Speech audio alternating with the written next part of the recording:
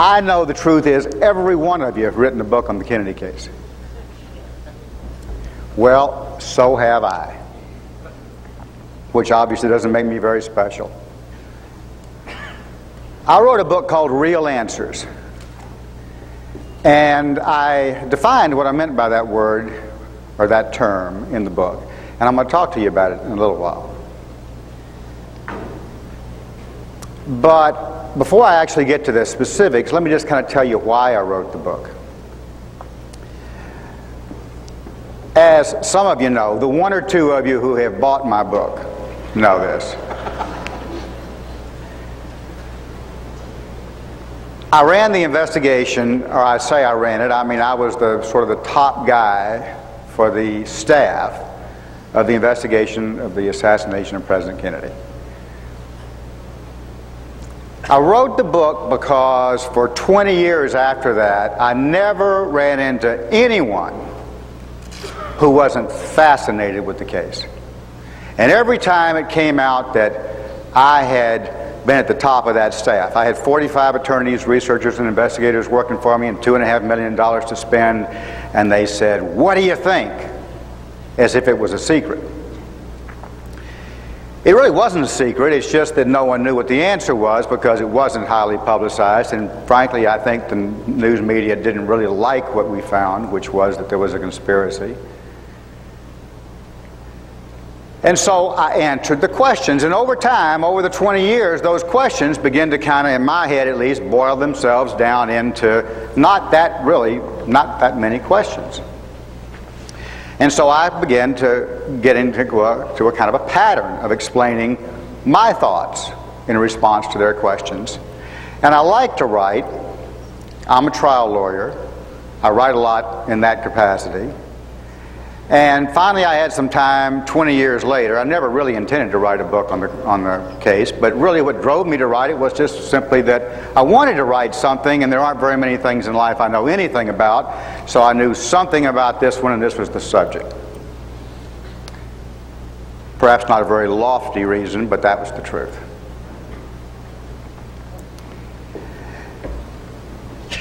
I wanted to also write the book because I think that it's easy for those who know a little about this case to think that the world is black and white.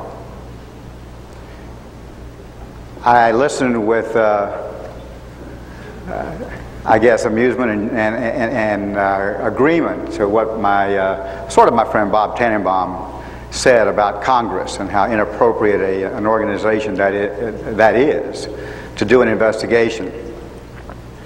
I don't know Bob well, but I know a good friend of Bob's really well, who's also a good friend of mine. In fact, his name is Kenny Klein, and he was the deputy under me, and he was there when Bob was there, and he and Bob have been friends for years. And it sounds silly, but you know, any friend of Kenny's is a friend of mine.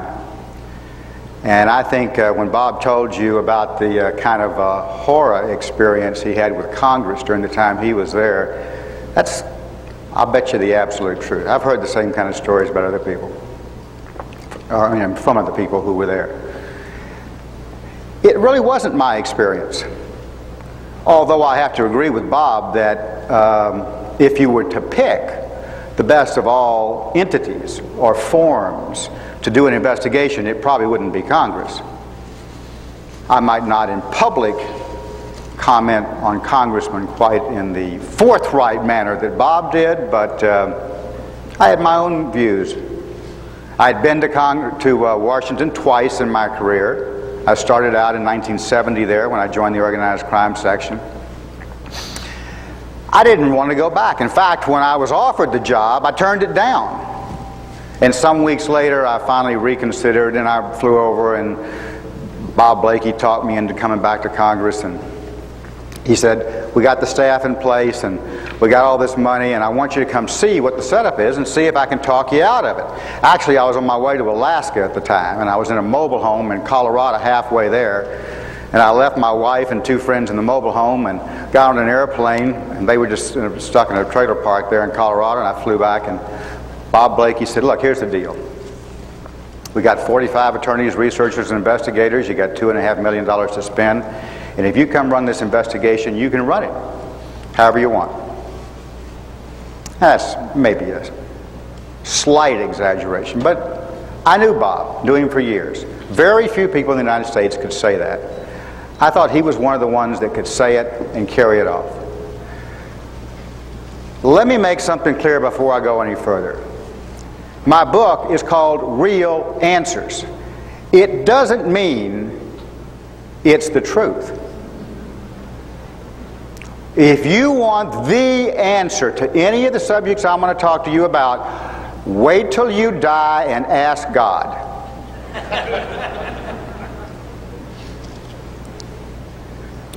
A real answer to me is really one based on the available, credible evidence.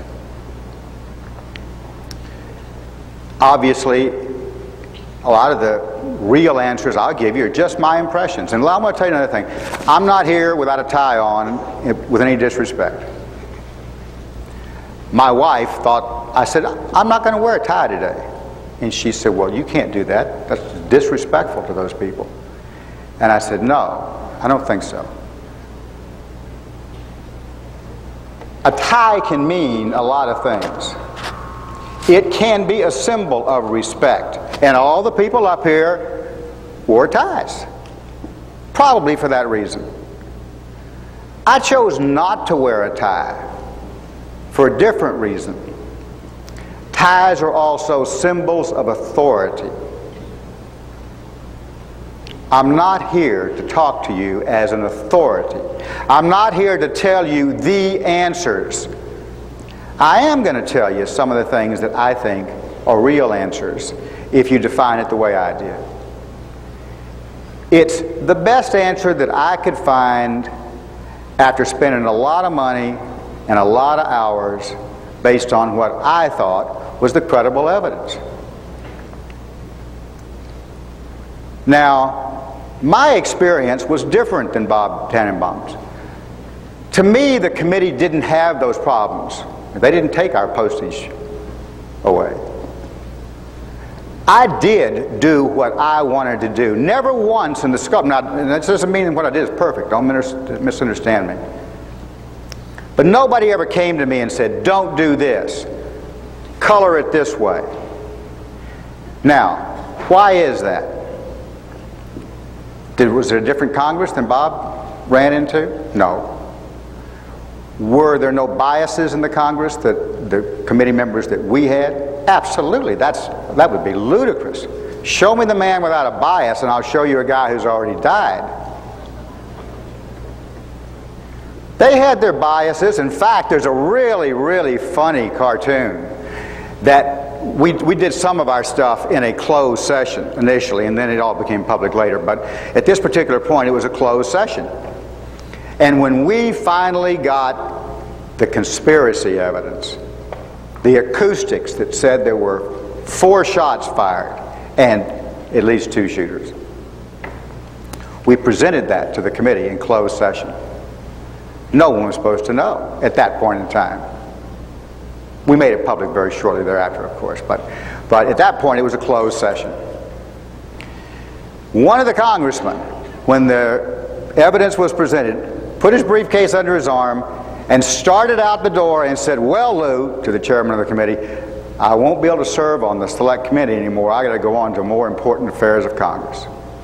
They didn't like it, or at least a lot of them didn't like it. So sure, they had notions, they had biases like everybody does, me included. But the evidence was made public. And in fact, when they wrote the report, they had the guts to say, we think this is valid evidence and we think it shows a conspiracy. Now, as we went through, let me just kind of, so I wanted to actually write a book so that at least anyone that was interested could at least hear the way I saw it. We did things. There are ways to do things that make an investigation, even by Congress, more effective. The Warren Commission sure didn't do them. But we did. We granted immunity. We compelled parents of people that didn't want to show their, including mafia guys. I mean, we tried to use the available tools. And look, this isn't a perfect world. This is a tough case. And you tell me an entity that can do a perfect job with it, and again, I bet it doesn't exist in this world. About the only thing really I disagreed with Bob Tannenbaum on, and I'm not sure I really disagree with him on this either, it just depends on how you interpret his phrasing, was that he thought, he kind of emphasized to you how much better it would have been for a prosecutor to do this investigation. Well, let me tell you, I was prosecutor for 7 years. I was with the organized crime section of the Justice Department. I convicted maybe 100 mafia guys over the years. I ran grand juries. I was in charge of a multi-state region. I had 6 lawyers working for me. I supervised the FBI, the DEA, the Secret Service, all the federal agencies. You think that was perfect? Oh, I wouldn't want to tell you some of the things we did. I mean, we tried to be honest. We tried to present credible evidence. It is a good process. I agree with Bob. We're both prosecutors. We've seen that. It's a good system. Most prosecutors take it really seriously. Most prosecutors really do try to do the right thing. But they're not perfect either. They got their biases. They start from preconceived notions. They're like all the rest of us. We ought to be thankful we had the Select Committee on Assassinations, I think. Because there's a world of new data in those reports. There's new findings. There's new perspectives. And God, did we need it after the Warren Commission, right? Let me tell you, they asked me to come here and they said, pick your topic. So I said, well, gee whiz, I know a little bit about a lot of things. What would I want to talk about? I said, well, let me just talk to you about the most significant finding of the Select Committee on Assassinations. The most significant finding. What is it? I'll bet you I'm not going to do this. This is the way I do when I do with high school classes, but you're kind of a little too big for that. But I say, what do you think? And what do you think, And I'll bet you if I went around the room, some of you would say, well, the fact that you found there was 4 shots. The fact that you found there was a conspiracy. Now what I'm getting ready to say is, I'm saying it a little bit for exaggeration. There's some exaggeration here. But in one sense, if I could tell you the answer, who was the second shooter? What could you do with it? Where would you go? You think they'd convict him after 40 years? Think he's even alive after 40 years? If he is, maybe he's one of these guys that have been confessing recently.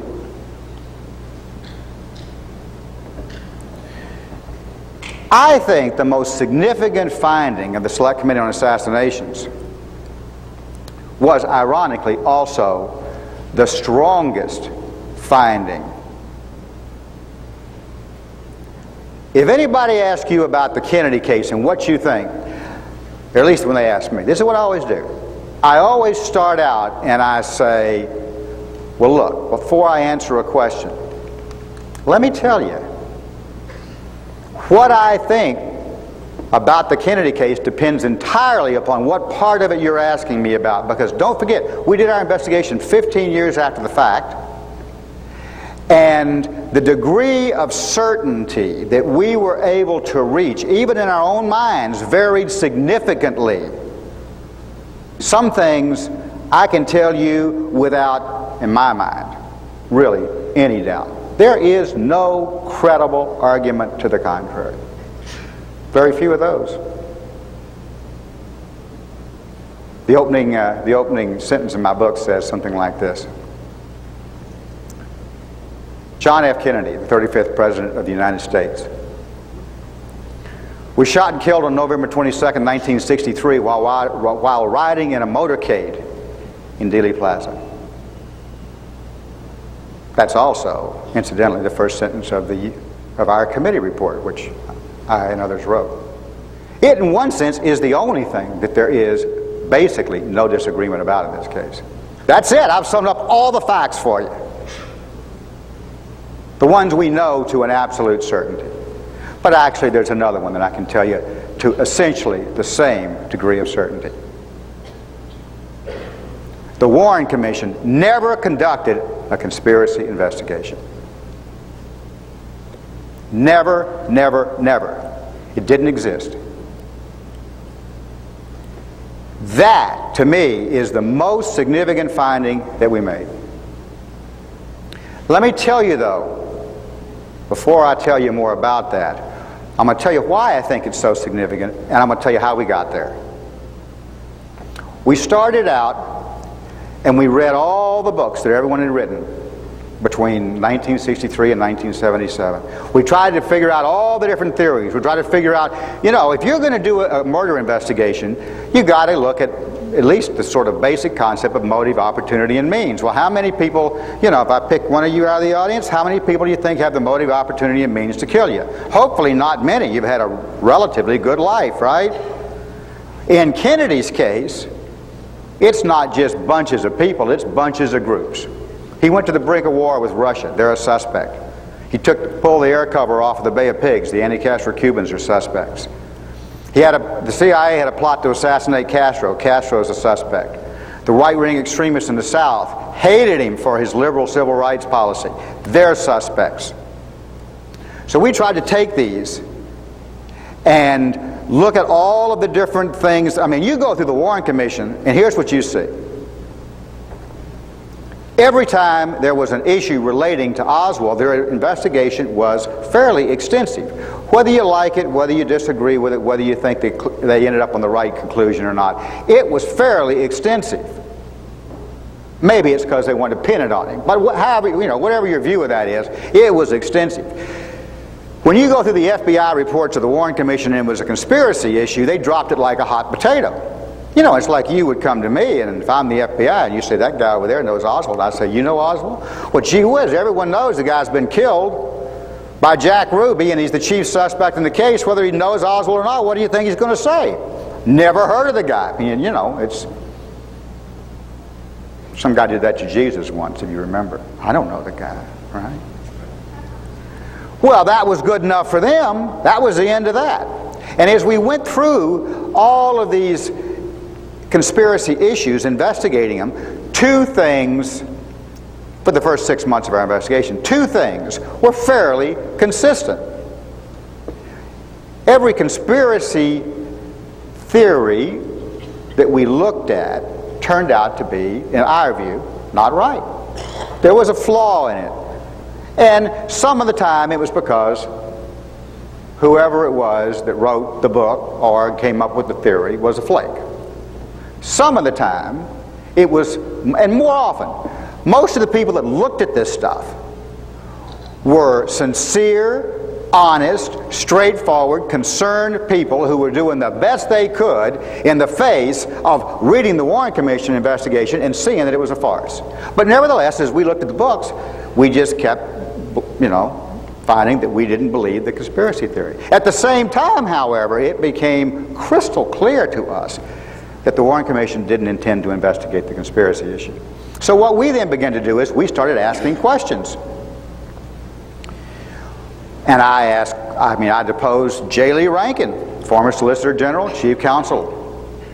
I deposed Gerald Ford, flew out there to Vail, met him in his home, questioned him live on national TV. I loved his testimony. I recited it in my book. He said, I unequivocally deny that there was any deficiency in the Warren Commission's investigation. Well, I deposed the guys on the Warren Commission. And as you might expect, I would say to them, why did you guys do it this way? And I got a lot of defensiveness.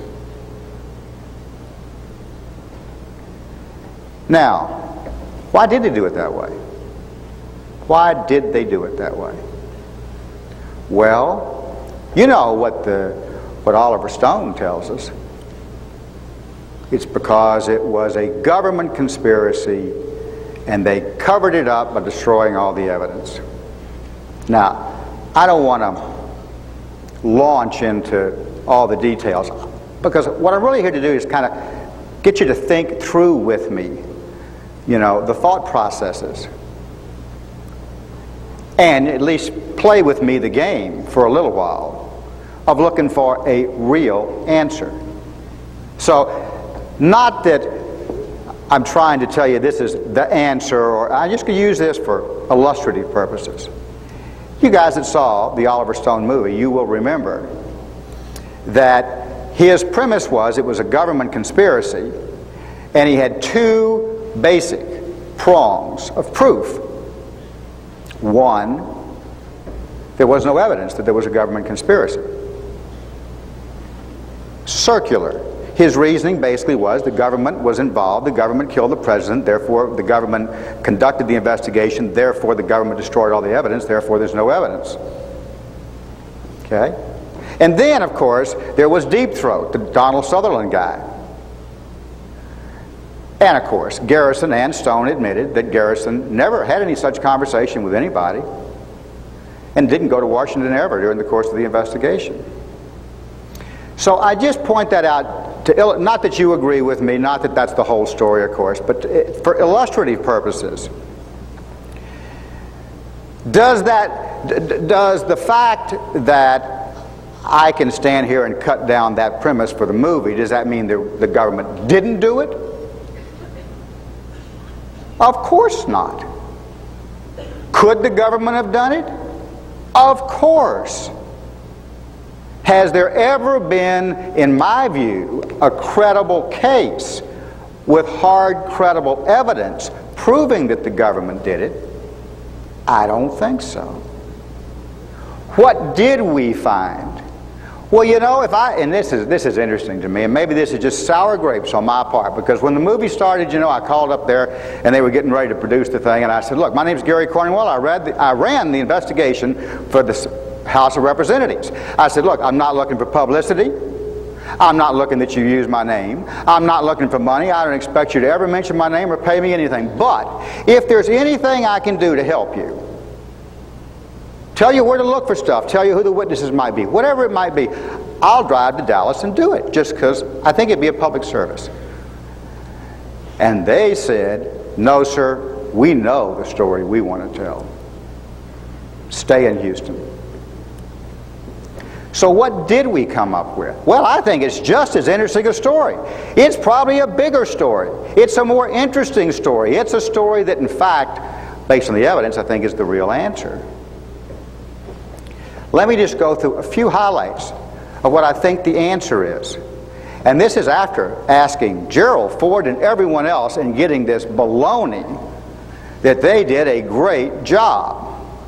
Finally, I get into, and this is all, you know, laid out in the book, if numbered 3 or 4, if you ever want to read it. It's in more detail in there.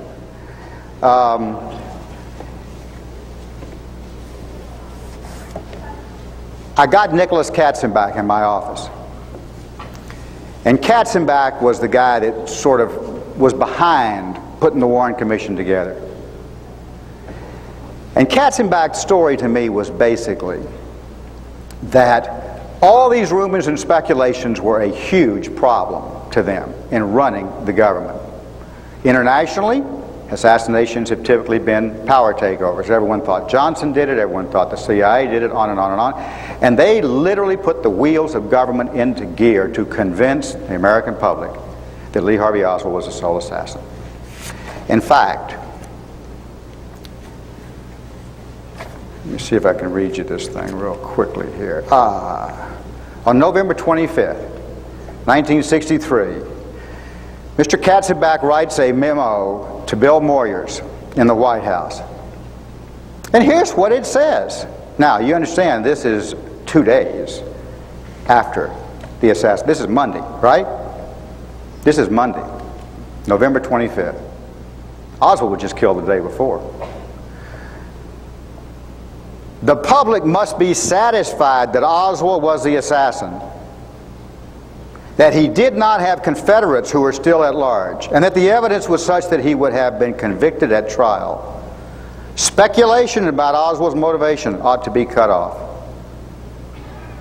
The matter has been handled thus far with neither dignity nor conviction. Isn't that interesting? Certainty, authority, right? What's he talking about? The charade in the Dallas Police Department, mainly. He doesn't like that. He wants an authoritative answer. He wants to consider, the White House to consider, the appointment of a presidential commission of unimpeachable personnel to review and examine the evidence and announce its conclusions. When you read that memo, there isn't a single word in there about. Now let's think about this. Who might best investigate? Is a presidential commission best structured to investigate? This is the point Tannenbaum's making. Who is the best entity? What is the best entity?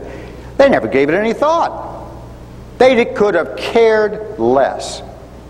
It was to convince. That's the reason it was a blue ribbon panel. 2 senators, 2 congressmen, head of the World Bank, former head of the CIA. Furthermore, who was their only investigator? J. Edgar Hoover. Well, need I say more? Well, I will anyway. On November 24th, the second day after the assassination and just hours after Oswald had been shot and killed in the Dallas Police Department by Jack Ruby, Hoover had a telephone conversation with President Lyndon Johnson in which Hoover said, "The thing I am most concerned about is having something issued so we can convince the public that Oswald is the real assassin." Wow. Sunday afternoon, Oswald was killed that morning. The next day is the Bill Moyer memo on Tuesday. Let's see here. We have then the next day, 4 days after the assassination, Hoover gets a memo from an assistant director, and the director says, the assistant director, "We must recognize that a matter of this magnitude cannot be fully investigated in a week's time." In a notation on the memo, Hoover scratches this note. "Just how long do you estimate it will take? It seems to me we have the basic facts right now." Wow.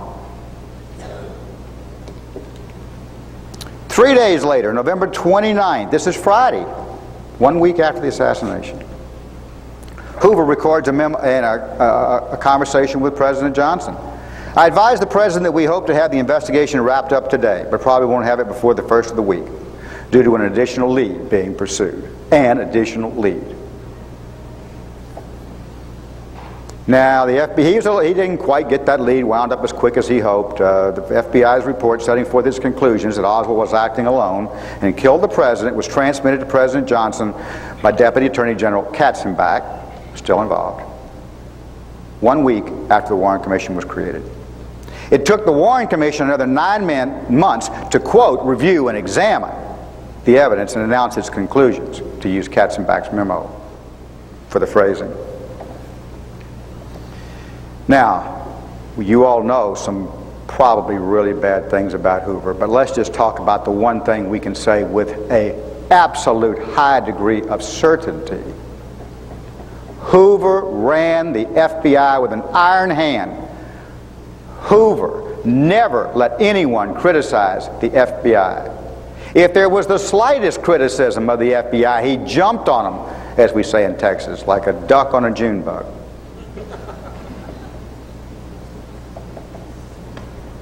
As Katzenbach said, Hoover was strongly opposed to the creation of the Warren Commission and considered the mere formation of the commission to be a slap at the Federal Bureau of Investigation. For Mr. Hoover, anything that was not lavish praise was terrible criticism. Unjustified criticism, by the way. The FBI's response to Katzenbach and the others who formed the Warren Commission was to stonewall the commission, and that's Katzenbach's testimony. So, you can go on and on, you know, it's kind of the favorite horse we all beat, you know. I mean, gee whiz, you come to a conference like this, everybody's ready to beat the horse. You know, you don't have to beat this horse to death. It's the simplest thing in the world. If they had to investigate the mafia. There wasn't a single lead run out during the Warren Commission's investigation by the organized crimes, by the FBI's organized crime squad or the Justice Department's organized crime squad. If you were going to investigate this case at all, you had to look at the CIA, at the anti-Castro Cubans. They had military groups strewn them down our south coast, our Gulf Coast. The CIA was financing half of them and monitoring the rest of them. They had cabinets full of stuff on the CIA, on the anti-Castro Cubans. The CIA had cabinets full of stuff on that. All these guys that are now of such interest to everybody, the CIA's files were full of this stuff. And yet, did any of it get to the Warren Commission? No. In our investigation, the CIA testified that if the Warren Commission had wanted something, we assumed they'd asked for it. And the Warren Commission guys testified that we assumed if the CIA had anything, they would have given it to us. Now, what can we learn? What can we learn? Well, one of the things we can learn, I can illustrate to you with this, and I'm just picking illustrations because, again, I'm not here to give you the answers. You get the answers. I'm here to talk to you about a process, some things that might be helpful in getting there. When our book came out, the one me and my staff wrote, 200 pages and thousands of pages of testimony, $2.5 million, which was some money back in '77. Tom Wicker, this was published by Bantam in paperback. Tom Wicker, associate editor of the New York Times, wrote the introduction to the book, right? Now, Tom Wicker's a bright guy, I assume. Associate editor of the New York Times. Here's what he had to say. Now, I brought my book so I can quote this from you, because if I just stood up here in front of you and told you what Tom Wicker had to say, you wouldn't believe me. I'm going to read you his exact words. He concluded that the Warren Commission was right and we were wrong. Lee Harvey Oswald did it, sole assassin, no conspiracy. That was his conclusion. But it's his rationale that's so important. I do so, not least because I have always thought that Oswald acted alone when he killed Kennedy. Ha! There's a reason for you. He'd always thought that he didn't care what we did. He could have cared less. And this next one's even better. I believe that it is the way things happen. Ours is a world not so much of plans and conspiracies, but of chance, circumstance, and individuality, against which not even presidents can always be immune. He concluded Lee Harvey Oswald did it alone because he thinks that's the way the world works. Now, here's my point. And I talk about this in the book. We often think of bias as something dumb people have. And the reason we think of it that way is because we all kind of know that a bias is a generalization and that every generalization has exceptions, so it's always not true. A racial bias, you pick it. I don't care what. We go through life making generalizations and gathering data, and the result of that we form generalizations. That's the same thing as a bias. Okay? But it's not the dumb people that are really most affected by that, it's the smart people, I think. Because the smart people are able to rationalize. And furthermore, the danger with bias is the smart ones think they're above it. I wouldn't engage in a bias. I don't have generalizations. So then their reasoning power rationalizes their conclusion without them ever even admitting that they started from a biased position. I guess I got to at least hand it to Tom Wicker. He at least admitted his bias, right? Biases are not good or bad, incidentally. They can be very good. In fact, that's another one of my points. The Warren Commission, I think, the real answer, based on just as I see it, the most credible body of evidence is the Warren Commission had a bias in favor of the lone assassin theory because it would help them run the government and help them run the world and get this distraction off their desk. Now, mind you, they could have been evil men. They could have known that the government did it. The odds are probably against that, but it doesn't mean that it didn't happen. I mean, these were, you know, the head of the U.S. Supreme Court, etc. These are probably pretty honorable guys, generally speaking.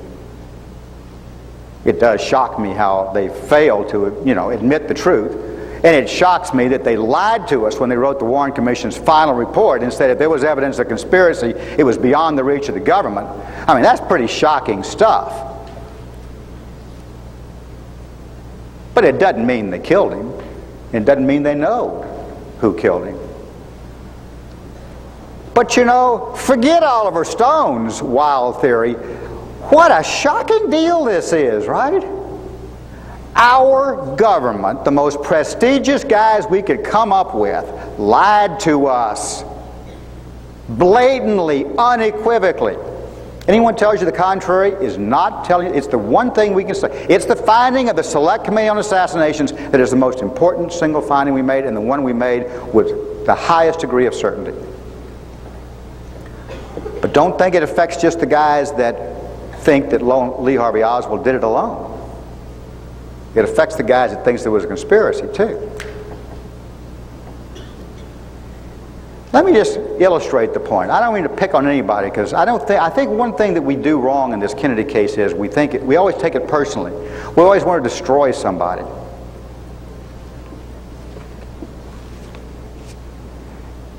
Let me illustrate it this way.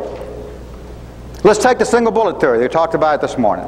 The single bullet theory was criticized because of all the mistakes they made when they came up with it. All right? We all know that. The pathologists couldn't figure out, they didn't know what standard anatomical points were, so they misplaced the bullet wound. And, you know, I broke Hume on that, you know, in cross-examination during the public hearings, and he finally confessed that for 15 years he'd been lying about that. So, it's easy to criticize the single bullet theory. Now let's turn it around. Let's not let our biases get carried away here. What about the other side? What about the criticisms of the single bullet theory? Well, you heard some of them here this morning. One of them is that, well, the Zapruder film is a clock. It's a timepiece. Wrong. I think. I mean, I'm just giving you my opinion.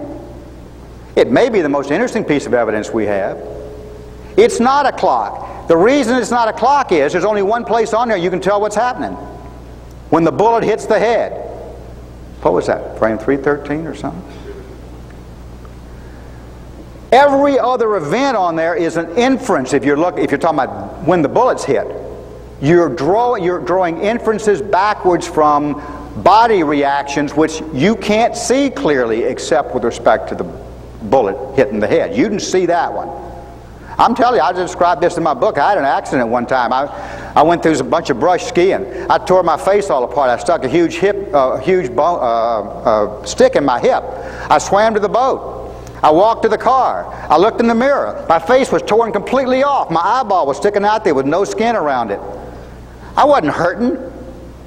I didn't even realize I'd really been hurt, other than the fact that when I got out of the water, I felt something laying on my cheek. I said, that feels funny. I wondered if my eye fell out, and I went like this, and I said, oh, I'm fine, I can see. And the criticisms of the single bullet theory, in large part, depend upon how fast someone reacts when they get hit with a bullet. How do we know that? How many people have been shot and filmed getting hit with bullets? How fast is the reaction? We don't know. Furthermore, we heard today, you criticize the single bullet theory because the FBI proved unequivocally you can't shoot a gun that fast. You heard that right here this morning. It takes 2.2 seconds. Wrong. Go back and read it. Here's what the FBI did. They put in their mind an assumption before they ever went to the firing range, which was that Oswald shot through the scope.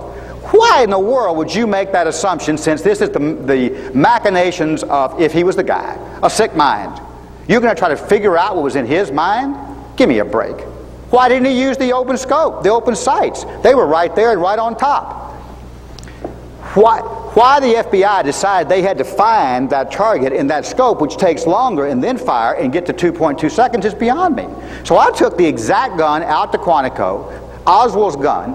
I threw it up, and I didn't make any real assumption. I just said, how fast can the gun be shot? Because everyone had been telling me all these times, you can't shoot it in less than 2.2 seconds. Well, I shot it. It was, you heard today, can't be done. Well, That's not right. I did it. 1.6 seconds. Bang, bang, bang. You can work Oswald's gun and put a bullet in the target. It's a short little shot in 1.6 seconds. You don't have to add up 2.2 times 2.2, etc., and find out it's only 5.6 or 7. The whole analysis, the whole criticism of the single bullet theory is wrong. Now, whether the single bullet theory is right or wrong, that's up to you. But don't let your bias in favor of conspiracy carry you away either. You know, in Africa, when they shoot at moving targets, dangerous game, they use open sights. They don't use scopes. Most of them don't even have scopes in their gun. Why would you ever assume that Oswald, in a little short shot like that, would use a scope? Now, maybe he did, maybe he didn't. But why do your whole test around the assumption that he did? The least knowable of all the things we can know is what was going through Oswald's mind. And furthermore, don't forget this. I love this one. The FBI decided not only did they need to look through the scope, they needed to be sure they hit the target. Why? Maybe to save embarrassment, but more likely because, I guess, Oswald hit the target. Well, did he hit the target? What about that chip over there? You know, 100 yards away on the curb. If he was taking all of his time to be so dadgum sure he put the bullet exactly right here in Kennedy's neck, how did he, I mean, if it was Oswald. I mean, you know, again, we can argue over whether it was Oswald or somebody else, but I'm just talking about what can you know? And keep your mind open. Don't let your bias just let you latch on to anything to make your point. My God, that's the reason we criticize the Warren Commission. That's the reason they went haywire. That's the reason we can't believe anything they say. Don't let it happen to you. Now, here's another reason. How much time do I have? I'm probably over. At any rate, you stop me whenever you need to. Let me tell you another reason why this is the most significant finding that we made. I could use a lot of examples. I'm not picking on Mr. Clinton. He just happens to be one of my... I like the example of him and Monica. Let's put it that way. I'm going to use it to illustrate this. You remember when he got caught? He stood up and he said, look, the important thing was I doing a good job running the government? Don't worry about this stuff. Don't worry about this. It's not important. You know, the truth is, he would be right in most countries in the United States, in the world. But President Clinton forgot where he was. He forgot what his role is. He forgot he was in the United States of America. We're supposed to be running this country, not Mr. Clinton. And you know, almost invariably, you guys are an exception. You're out digging up your own data. But generally, most information in our country comes from the government. They got the power, they got the resources, they got the money to investigate. If they keep that data and they don't give it to you, they disenfranchise you, they take your vote away, they take your power away, they turn this country upside down. And then, of course, Clinton says, well, and furthermore, it wasn't important. It was just my private life. Well, you know, I'm an old prosecutor. And I'm not saying Clinton is corrupt. Far from it. Don't anyone say I'm saying Clinton is corrupt. I want to illustrate a point for you. The way corruption works is a stick and a carrot. The first thing that the corrupter does is find something the public official feels he cannot afford to make public. Maybe a crime, maybe an indiscretion. And then he gives the guy a carrot. Something he wants done, and he says, this is in the public interest that you do this. It's also in my interest, of course, you understand. I'm the corrupter, but you know. Now, during the time that Clinton is telling us that this is only his private life, he's also telling us it's good to sell secrets to the Chinese, high-tech secrets to the Chinese. Now, we all know that all the countries of the world tap each other's phones, and we all know that the conversations between Clinton and Monica were over unsecured lines. And furthermore, so maybe the Chinese knew long before we did. And we know that Clinton wanted to silence Monica because when she was getting a little unruly, he said, go out there and get her a job, boys, see if you can keep her happy. And on top of everything else, Monica and her friends knew about this long before the rest of us did. So, just like the Warren Commission, Clinton says, I get to decide what you get to get, and I get to decide whether it's important for you to get it. Was his relationship with Monica something that needed to be classified? Was it some, I mean, there are such things, you know, but was this one of them? I don't think so. So when are we going to learn this lesson? That's the reason this is one of the most significant findings of the Select Committee on Assassinations. When I stand here in front of you and tell you what these guys did, you can apply that to your life as citizens of the United States.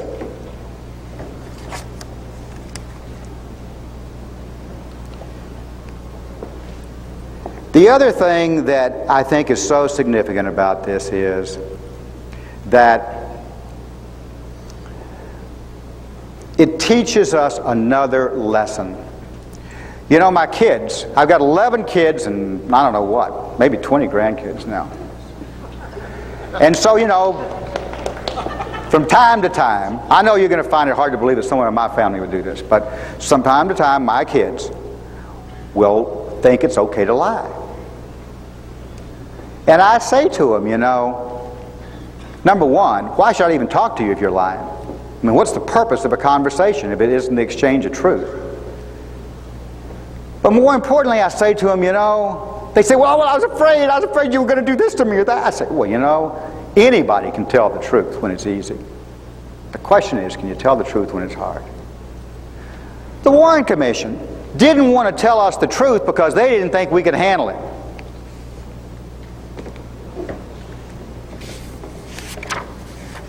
Let me leave you with this. I want to just, my conclusion is as follows. I want you to understand what I've been talking about in terms of real answers. Real answers, and I'm going to read you just one little passage from my book, because I spent a lot of time trying to figure out what these words were, and I did it once the way I liked it. I'll just read it to you. Real answers inherently are honest answers. And honesty requires the restraint not to assert as facts that which is only suspicion, that which is not reasonably supported by available, credible evidence. In the beginning, it is necessary to start with the right attitude. I am critical of the Warren Commission for not wanting to find a conspiracy. Jim Garrison clearly wanted to find a conspiracy. Yet I'm also critical of his investigation, not for where or how it started, and in fact, not even for some of the findings he made, which I think were credible, but for where it ended. In the end, real answers require more than a desire to look. They also require candor and objectivity. Sometimes the real answer is simply that we don't know for sure what the answer is. A real answer also recognizes and acknowledges that the limitations of our ability to know, acknowledges the limitations of our ability to know the ultimate truth. As the Select Committee gathered more and more data, I gradually came to realize that every presumed fact can be, and perhaps in some sense should always be, questioned. From the investigation, I came to recognize that often the more you study an issue and the more evidence you gather, the more clearly you are able to see how much you do not know. Isn't it often those who know little who presume they know it all? Even the most basic facts that govern our lives, the truths upon which we were raised concerning health and illness, mind and body, and even life and death, are still in the process of being reshaped by the latest scientific and medical discoveries and the religious and philosophical thinkers of our day. If it were not for our belief that we already have the answers, real knowledge would clearly progress even more rapidly. But somehow we seem to overlook this lesson in studying history. We tend to hold fast to what we think we know and resist admitting that we may have been wrong and need to think again. During the course of the investigation, I acquired a small plaque on which is engraved the inscription, "A fact merely marks the point at which we have all agreed to let investigation cease." That is the ultimate truth that studying the Kennedy case can teach you. Did Oswald fire the shots that killed the president? I believe the real answer is yes, at least if you define real answers to mean those that are indicated by the evidence we have available to us at the point in time when we agreed to allow investigation to cease, we on the Select Committee. Within that definition, I believe that the real answer is that there was a conspiracy and that there were two shooters who fired at the presidential limousine. Those, of course, may or may not be the points at which you decide to let investigation cease. Thank you for having me come.